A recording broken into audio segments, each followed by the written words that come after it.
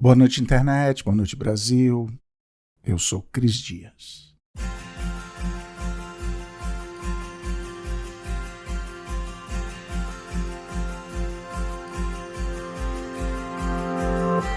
Ano passado, 2023, por caso de você estar ouvindo isso do futuro, eu comecei a fazer um negócio no meu Instagram. Eu queria ganhar mais seguidores, porque é isso que a gente faz quando é creator. Tá sempre procurando mais seguidores para ter um número bonito no Media Kit, aquelas coisas. Eu resolvi fazer isso que um monte de perfil faz, que é pegar conteúdo que os outros criaram e publicar no meu feed. Pois é, que por um lado eu adoro e sigo, várias páginas de meme com esse tipo de post, mas por outro lado, foi eu que criei aquilo, Eu acho meio trapaça. Mas beleza, como diria a criancinha pega fazendo o que não devia, todo mundo faz, é a tal da curadoria, e foi uma palavra muito usada no início dos blogs. Aí virou piada e agora vem voltando aí com tudo. Eu vou até anotar aqui e falar disso na newsletter do Boa Noite Internet. Se inscreve lá no site. E esse negócio também os jovens chamam de prensadão. Pois é, eu chamei esse prensadão de quartas desmotivacionais. Durante a semana eu juntava uns memes, prints, às vezes tinha vídeo, esse tipo de coisa. E toda quarta-feira botava tudo em um carrossel do Instagram. E desmotivacionais porque eu andava bem irritado com tudo, bem desesperançoso e cínico. Falei disso na newsletter que eu mandei essa semana agora, vai lá no site ver. Mas nesse caso eu estava especificamente pistola com o que os especialistas chamam de positividade tóxica nas redes sociais. Eu não aguentava mais ver o tanto de post piegas dizendo que ia ficar tudo bem, a vida é bela, ou pior ainda, post falando de trabalho, de dar duro, de acordar mais cedo para trabalhar. Aquele espírito, tá proibido ser triste, que eu falei aqui no primeiro episódio do podcast do ano. Então toda quarta eu ia lembrar para os meus seguidores que a vida não é isso não, é dor e sofrimento, o sistema está contra você, as cartas estão marcadas. E também tinha uma coisa autodepreciativa, eu não sou especial, não sou um guerreirinho, eu não faço a menor ideia do que eu estou fazendo aqui. Era também uma coisa anti-trabalho. A editoria anti-trabalho era bem forte, anti-autoconfiança, pró-ansiedade climática, sarcásticozão, como eu gosto de falar. Ou seja, simplesmente desmotivacional. Por exemplo, alguns posts que eu catei aqui. Se você não consegue imaginar seu trabalho sendo feito por um porco vestindo roupas de um trabalho infantil, não é um trabalho real e você não agrega nenhum valor à sociedade. E aí, isso vinha junto de uma imagem de um porco açougueiro cortando uma linguiça que é feita de carne de porco. Então tá. O que mais? Essa aqui. Steve Jobs tinha 21 anos quando criou a Apple. Bill Gates tinha 20 quando criou a Microsoft. Admita, é tarde demais para você. Desista. As quartas desmotivacionais também falavam muito com as ansiedades de se viver nesse quarto de século XXI, aquela piada verdade de dizer, chega, estou cansado de testemunhar mais um momento histórico. Então tem outro print aqui, outro exemplo de quarta desmotivacional. Ter nascido na época que o El Niño vira El Hombre é muito azar. Ou, o mais triste é que no fim das contas você sempre tem grandes responsabilidades e nenhum poderes. Teve também, é realmente curioso que o mundo esteja visivelmente acabando e a gente tendo que bater ponto no trabalho. E deu certo. Os posts eram vistos, compartilhados, viraram stories. Eu ganhei alguns seguidores, não cheguei assim a virar um fenômeno viral, porque eu só fazia isso uma vez por semana. E também tinha muita gente que até começava a me seguir, mas depois via todas as outras coisas que eu postava, esses episódios aqui do podcast, por exemplo. Aí metia um unfollow. E os deuses do algoritmo não deviam ter gostado muito. Mas o melhor sinal que rolou de que as pessoas estavam gostando é que eu comecei a receber DM com material para botar nas quartas desmotivacionais. Guarda aí para quarta-feira! E teve até alguém que ficou emocionado de eu ter colocado em uma edição um print de uma conversa nossa por lá. Até que no dia 15 de novembro de 2023 eu publiquei minha última série Quartas Desmotivacionais.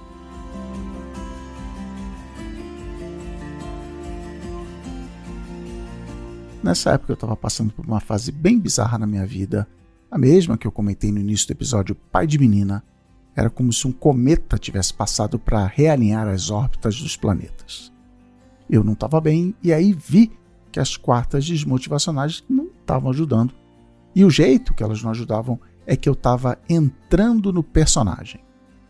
No início, os posts eram até legais, um exercício disso que eu gosto de dizer ser a missão do Boa Noite Internet, o sentimento de eu não tô maluco sozinho.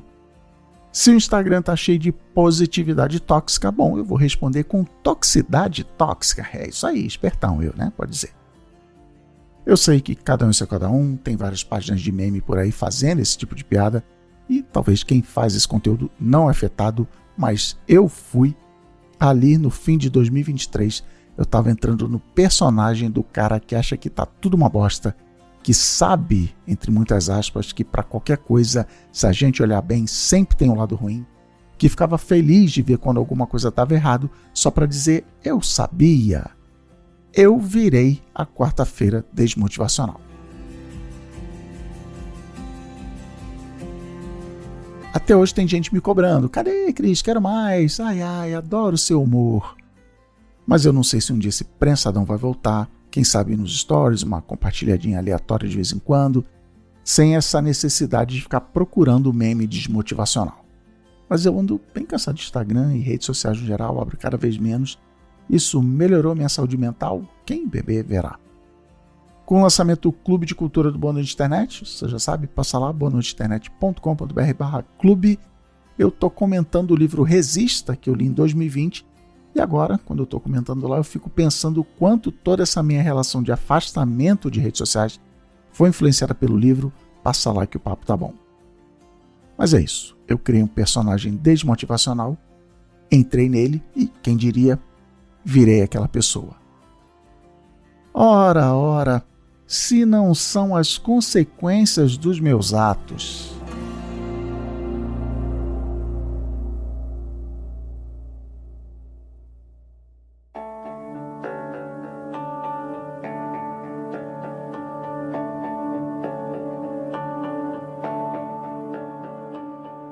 Umas semanas atrás eu fui a um show de comédia com a Ana, e quando chegou lá a gente encontrou um amigo meu e ouvinte aqui. Parabéns, você está no Boa Noite Internet. A Ana só conhecia ele de nome. Eu fiz aquela apresentação básica, papo vai, papo vem, rolou aquele momento de falar de trabalho. Que faz, né? Aquelas coisas, afinal de contas, estamos em São Paulo.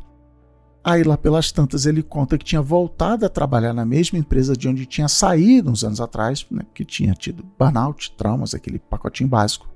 Do que a Ana vira e pergunta, ué, então por que você voltou? A resposta que ele deu não saiu da minha cabeça até hoje. Ele falou o seguinte, porque eu conversei com a minha terapeuta e entendi que ia precisar vestir uma máscara para ir trabalhar. Eu visto e tudo bem, eu consigo performar.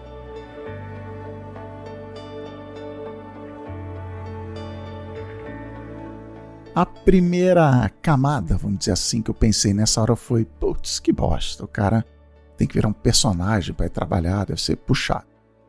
Mas a segunda coisa que veio na minha cabeça foi, é claro que ele bota uma máscara para trabalhar. Todo mundo faz isso, menos eu, porque eu sou o quê? Otário. Acho que no trabalho eu tenho que ser autêntico, eu mesmo. Era isso que empresas como o Facebook, onde eu trabalhei, eu continuo não conseguindo chamar de Meta, mas também Google, Netflix, agências de publicidade, esse mundinho todo que se acha Discolex, onde eu me criei nos últimos 15 anos, essas empresas defendiam o Bring Your True Self to Work, traga você de verdade para o trabalho. É a base de todo o discurso de diversidade, de que pessoas diferentes trazem pontos de vista diferentes. Isso é bom para os negócios, good for business. E essa abordagem era real, tá? Incentivada mesmo nessas empresas, eu vi, ninguém me contou, mas só funcionou bem quando isso de você de verdade era aí na parada do orgulho LGBT, eu falar bom dia a todos, ai que diversidade. Foi só rolar a eleição do Trump em 2016, as eleições brasileiras em 2018 e todos os conflitos depois da morte do americano George Floyd em 2020, que os RHs meio que começaram a falar, poxa gente, calma, né? Vamos focar no trabalho. Até que em abril desse ano, alguns funcionários do Google resolveram protestar de a sua empresa ter um contrato militar bilionário com Israel. A resposta da empresa foi aceitar ser o verdadeiro eu, que acha que os produtos que cria não deviam ser usados em guerra? Não, foi a demissão de 28 pessoas pela alegação de que eles perturbaram a paz no campus. O CEO do Google, Sundar Pichai, mandou um e-mail para todos os funcionários falando sobre uma reestruturação na empresa e no final aproveitou para mandar o recado. This is a business, somos um negócio e não um lugar para agir de uma forma que perturbe os colegas de trabalho ou os faça sentir inseguros para tentar usar a empresa como uma plataforma pessoal ou para brigar por questões perturbadoras ou debater política. Quer ter cabelo colorido? Tudo bem, o resto você pode deixar em casa. Não é só no trabalho que entrar no personagem é importante. A gente precisa dos personagens para entender os outros e, em troca, entender como os outros veem a gente. Pode ser de um jeito ruim, que nem o meu amigo que precisa viver um personagem que os outros deram para ele para conseguir trabalhar sem ficar lelé. Mas pode ser bom também. Quer ver um exemplo? Você tá aí de bobeira no TikTok, no Instagram, aí vê uma coisa que achou interessante, engraçada, fofa. Você já sabe exatamente para quem você vai mandar. Se é um bichinho fofinho, vai para ali, coisa sobre inteligência artificial vai para essa outra pessoa aqui, e memes desmotivacionais para o Cris Dias, tá bom? Na visão do suíço Carl Jung, um dos pais da psicanálise, esses personagens são muito importantes para a gente conseguir sair andando pelo mundo. A gente manda os memes por DM de acordo com o personagem que tem dos amigos e também do personagem que a gente acha que os amigos têm da gente. O Jung chamava esses personagens de personas. Para ele, a persona é como uma máscara que eu e você vamos usar para se apresentar para o mundo. Cada persona é uma face pública, a imagem que se quer projetar para os outros. E essa face também é retroalimentada pelo jeito que os outros reagem quando estão com a gente. Ah, entendi, essa pessoa aqui só fala de podcast comigo, então para ela eu sou o carinha do podcast. Beleza. Uma tentativa de quebrar essas personas ou mostrar que a gente tem várias, por exemplo, é o pessoal que bota no perfil do LinkedIn CEO, especialista em marketing, pai do Enzo e da Valentina.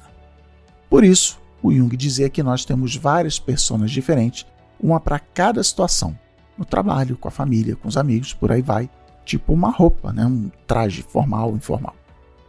É por essas e outras que o professor brasileiro Guilherme Terreri, mais conhecido como Rita Von Hunt, diz que todo mundo é drag queen, porque todo dia vira um personagem para sobreviver no mundo. Com menos peruca e cílios menores, mas ainda assim só uma fantasia. Aí meu nome drag, eu quero deixar registrado aqui, é a Mandalorian. Mas o Jung também alertava sobre os perigos de entrar demais no personagem. Eu devia ter lido Jung antes de criar as quartas desmotivacionais, mas beleza. Ele dizia que, apesar dessas máscaras serem úteis e até necessárias, a gente não pode confundir elas com o nosso verdadeiro eu, o famigerado self. O desafio para o Jung é achar um equilíbrio entre usar as nossas personas de um jeito eficaz e, ao mesmo tempo, manter contato com quem realmente é. Ou seja, é não esquecer que no final do dia, você volta para casa, tira a maquiagem e volta a ser você. Outro problema das máscaras é quando o personagem que os outros dão pra gente é muito diferente desse nosso self verdadeiro. Tem gente que precisa viver o personagem, pode ser para manter o emprego ou se sentir amado por alguém, por conta de algum trauma, etc. Aí não precisa ser assim nenhum Carl Jung para saber, né? As coisas não acabam bem.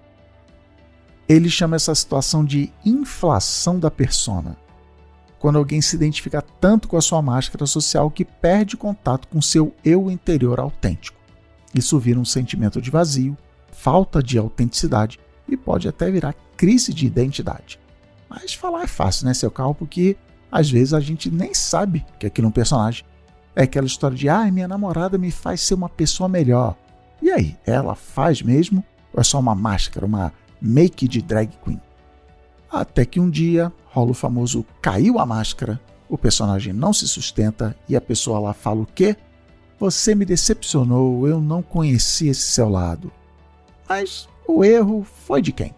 A resposta é dos dois, né? Tá bom. Provavelmente a gente topou aquele personagem, de repente até porque parecia um personagem legal, mas um dia não deu conta e outra pessoa não gosta do que tem debaixo da maquiagem.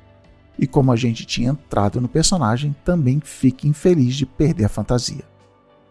Por isso a gente fica sempre nessa luta entre quem a gente é realmente e todos os personagens que dão pra gente. Isso, é claro, se você acha que existe essa coisa de eu verdadeiro.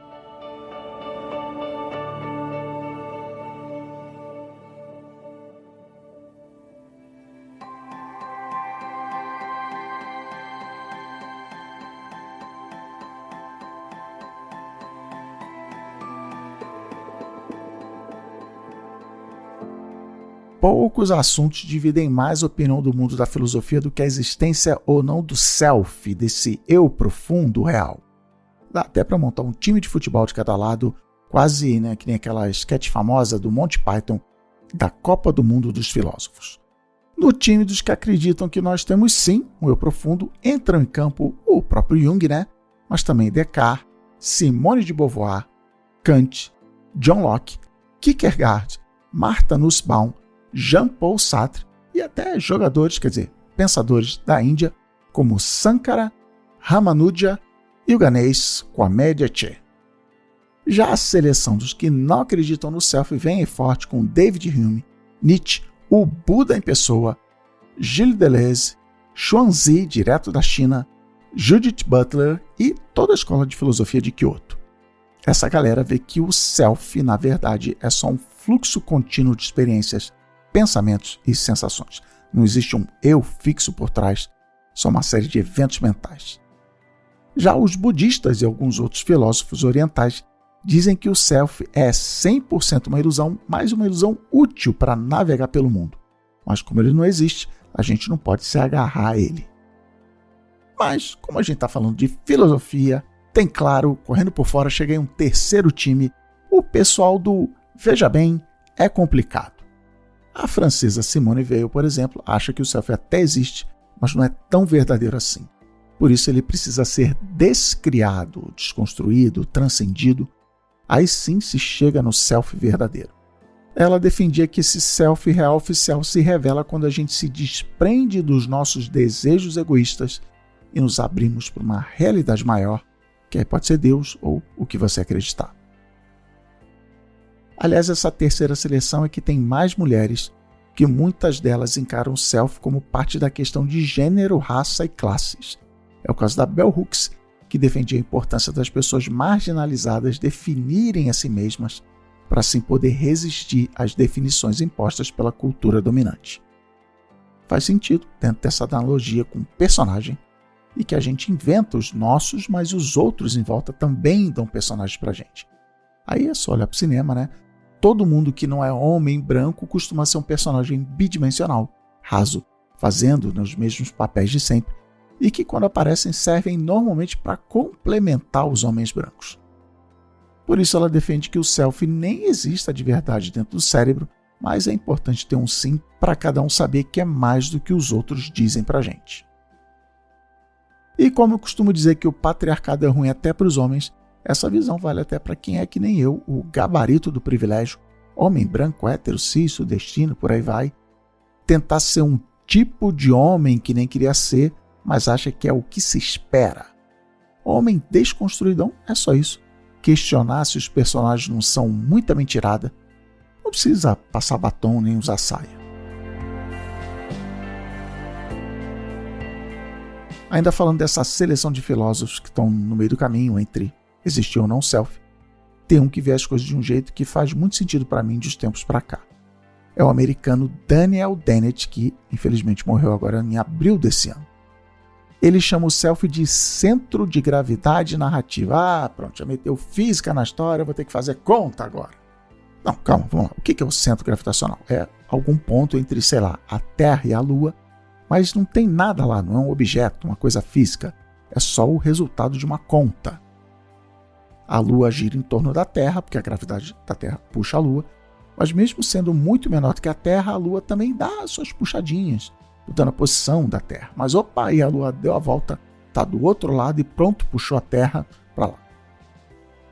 Ou então, Saturno está mais aqui nessa época do ano. É assim que em algum lugar entre o centro da Terra e o centro da Lua está o centro de gravidade das duas, que não é fixo, muda dependendo da posição de cada planeta e às vezes até de galáxias distantes. Ele não é imutável, não é um alfinete pregado no universo que não dá para mudar. Até que um dia passa um cometa gigante.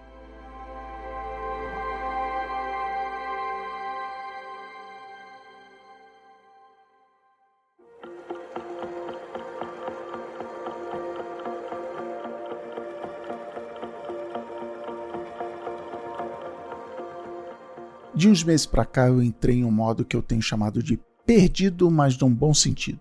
Se tem uma coisa que eu aprendi nessa coisa de empreender aqui na Ampere, né, nossa produtora que faz o Bônus de Internet e tantos outros podcasts, chama a gente aí para fazer o seu Ampere. Se é uma coisa que eu aprendi é que as empresas estão sempre em movimento, sempre tendo que mudar, descobrir onde tem oportunidade, essas coisas, né? E se a gente ficar parado achando que é para continuar fazendo a mesma coisa, sempre vai dar ruim. Então eu estou perdido, mas não no sentido, oh meu Deus, socorro, estou perdido, alguém me ajude. Mas sim, olha, que legal, o que será que vem por aí? Por isso eu estou saindo para conversar, tomar café, essas coisas com um monte de gente que eu conheço e não conheço. É inclusive uma boa desculpa para eu finalmente sentar para conversar com um monte de gente que eu acho legal. Eu digo então para a pessoa que eu não quero vender nada, eu não quero comprar nada, só quero perguntar como é que estão as coisas, o que está diferente, o que te dói. Numa dessas, eu fui conversar com uma pessoa que foi indicada por uns conhecidos em comum.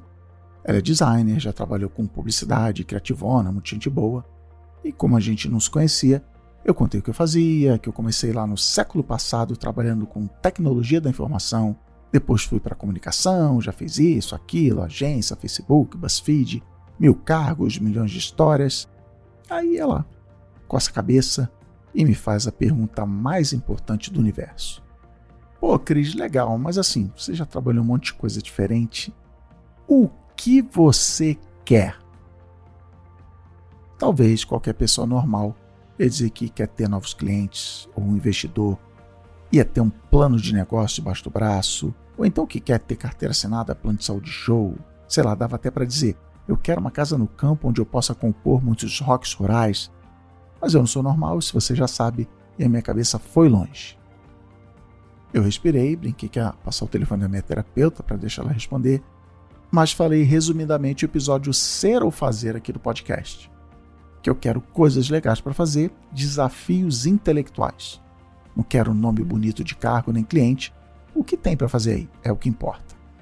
Mas essa não era a resposta certa que eu não dei, porque eu tinha acabado de conhecer aquela pessoa e ela achou que eu era maluco. Quer dizer, eu sou maluco, porque eu vou dizer agora qual foi a resposta na minha cabeça. Eu quero tudo. Não tudo no sentido de bilhões, ações, jatinho, iate.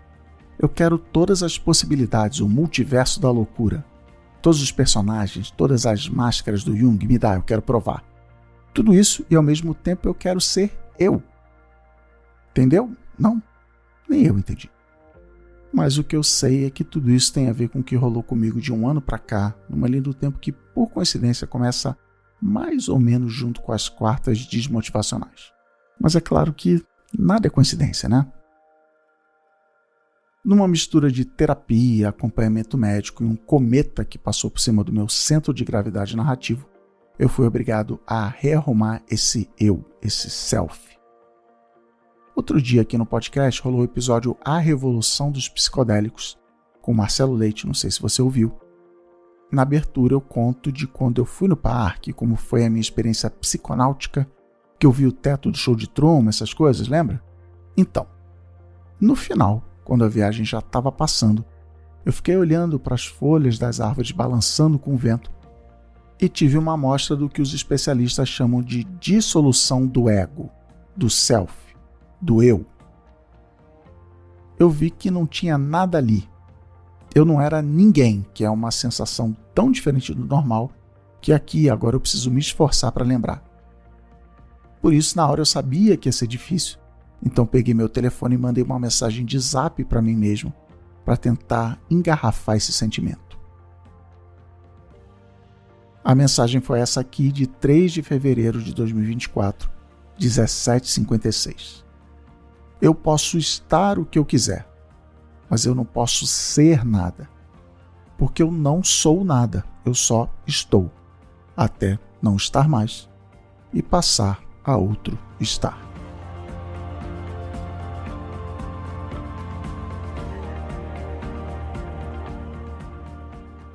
Corta para uma semana depois, eu estava fazendo uma coisa que eu não fazia desde que eu era criancinha, saindo de um bloco de carnaval. E quando acabou o bloco, a gente foi para outro. Eu odeio carnaval, aglomeração, calor, não poder ir no banheiro. Eu tenho claustrofobia, fico enjoado se eu sinto que não tenho ar. Logo que a gente chegou no primeiro bloco, os amigos avisaram que já tinham chegado e estavam mais para frente na multidão. Bora lá. Eu entrei na muvuca e fiquei daquele jeito tão apertado que eu estava meio assim na diagonal, me apoiando em todo mundo que estava em volta. Nessa hora eu pensei, já era, vai dar muito errado. Isso é o contrário de tudo que eu gosto. Mas aí veio o outro pensamento. Cris, é só hoje. Se você não gostar, pode ir embora e não voltar mais. Só que aqui é assim. É aperto, é gente, é pele. Então se é para ficar aqui, é para curtir. E eu curti. Mas calma, tá? Eu não fiquei loucão, não fiz nenhum absurdo, eu não acordei do lado de um tigre, nem com uma tatuagem na cara. Foi só legal.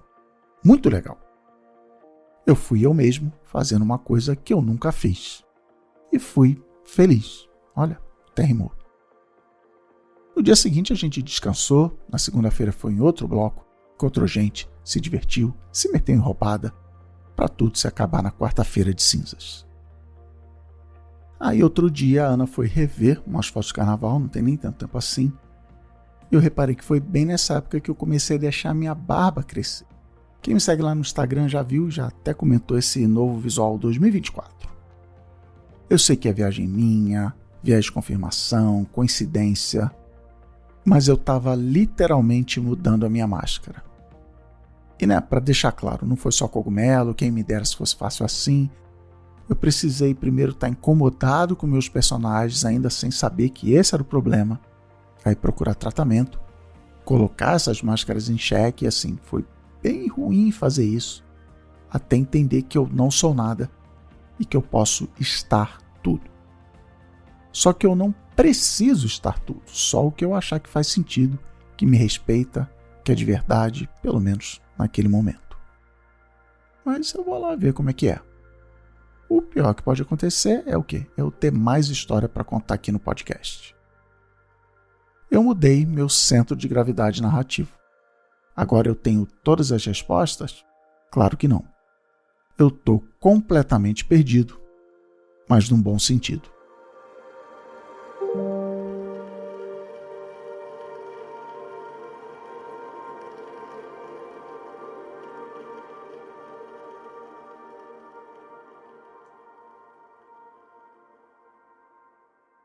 Boa noite, internet. Boa noite, Brasil. Por hoje é só.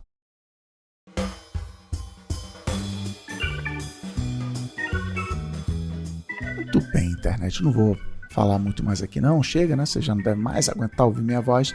Mas passando aqui rapidinho para, agradecer se você ficou até o fim e não parou. E avisar que tá rolando o Clube de Cultura do Boa Noite Internet. Tá um sucesso. A gente tá falando do livro Resista, Não Faça Nada, A Batalha pela Economia da Atenção, que é da Jane Odell. E para participar você não precisa ler o livro, mas se quiser pode. Eu resumo, a gente comenta, bate um papo, bota as minhocas da cabeça para fora. Então passa lá no boanoiteinternet.com.br/clube para ver o que eu tô falando, vai ser bem legal te ver por lá. Fora isso, me segue aí na Social Reis, @CrisDias no Instagram, eu tô no LinkedIn também, postando quase todo dia, me adiciona lá. A gente volta daqui 2 semanas com mais um episódio de entrevista sobre viver no modo acelerado. O Boa Noite Internet é um podcast da Ampere. A produção, pesquisa e edição de roteiro são da Ana Maron. A edição de som é da Jéssica Correia. A edição de vídeo é da Clara Ishikawa. E a produção executiva é com Gui Pinheiro. Até o próximo episódio. Ampere.